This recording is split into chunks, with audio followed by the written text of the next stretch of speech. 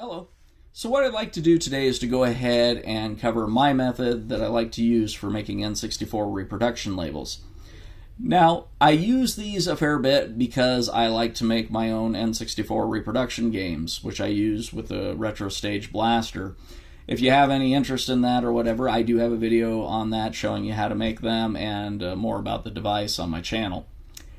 But I also use them for cases where the original label it's just so far gone that there's literally nothing left of the image, or worse, somebody's just tried to write on either the gray plastic base or the stripped white paper backing the name of what the game is with a Sharpie marker, which in my opinion just looks tacky.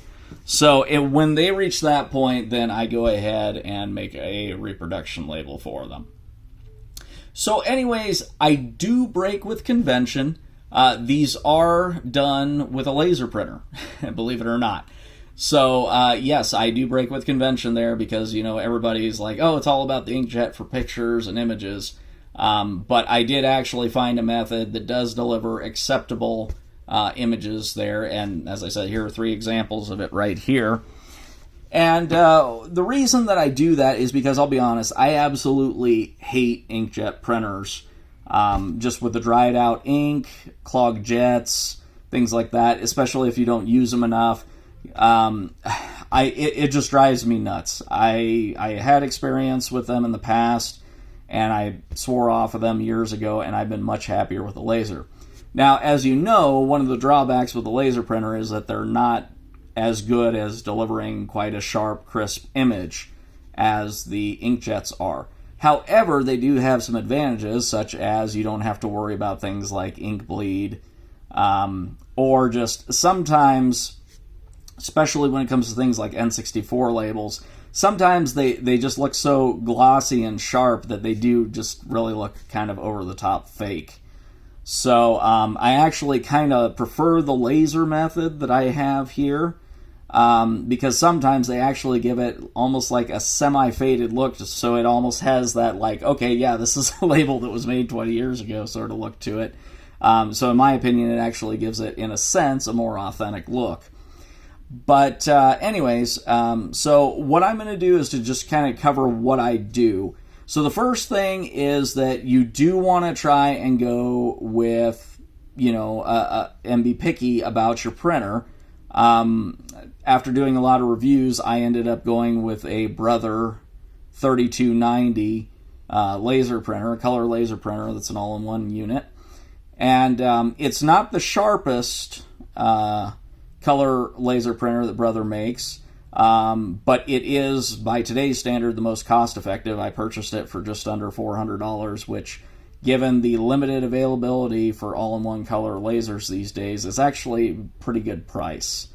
So I do recommend that in terms of bang for buck, a Brother would be a really good choice, as well as some of the higher-end Xerox models. You don't want an entry-level Xerox model, though. I want to clarify that. HP also has some good units as well. So anyways, be picky about which printer you pick up if you're going to do a laser. The other thing is, yes, you do need to have specific laser paper that's designed for a laser printer. You know, so many people make the mistake of going out there and picking up inkjet paper and putting it in a laser, and then wondering why the toner comes out all smeared, blurred. They can't get anything, and then they're just messing up and trashing the inside of their printer, because most paper is designed for inkjets, which don't have the high temperature thermal printing method that lasers do. So what ends up happening is it's attempting to burn something that it wasn't designed to do onto a type of paper it wasn't designed for it. So anyways, there is a sticker label or sticker label paper full sheet made by a company called Avia, and you can find them on Amazon. You can get 15 full sheets for $13. You can get 50 full sheets for $30, or you can get 100 full sheets for $58. So it really just kind of depends on the volume that you need. Personally, I think that the best value, just in terms of bang for buck, is actually the 50 sheets for $30. That just seems to me to be the kind of the right amount for most people, as well as not being a ridiculous purchase at any one given time. So the paper is not the cheapest stuff, but it is very good. It does have a glossy look to it and everything. And so it will give you at least for what a laser is capable of doing, as best a possible image. Now, I do also make sure I put it on the highest resolution setting for printing, which for a laser is like 2400 by 600. So it will take a little bit longer. But what I found is very effective is just to take these images of these labels, and you can fit about 9 of them on a piece of paper. And so yeah, what I do sometimes is I'll just grab a bunch of images, slap them on a Word document, and print it out. So anyways, that's one of the things I do, and that way you can maximize the number of labels you can produce per sheet. Tracking images down can be a bit of a bear.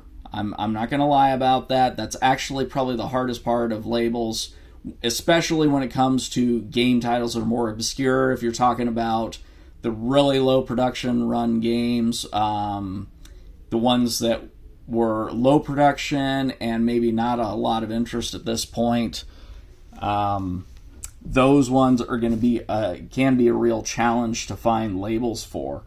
So I've gotten really adept at going out and tracking down, finding images.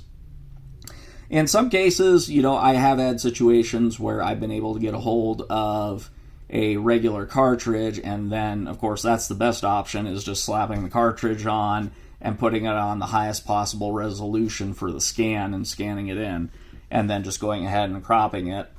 And and that's going to give you your best possible image source.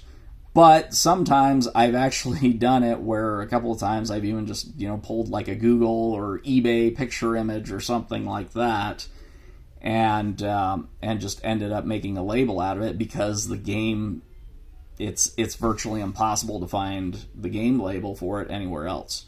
Now, there are some sites out there, I'm not going to mention them here, but you can Google them and put in like N64 front labels.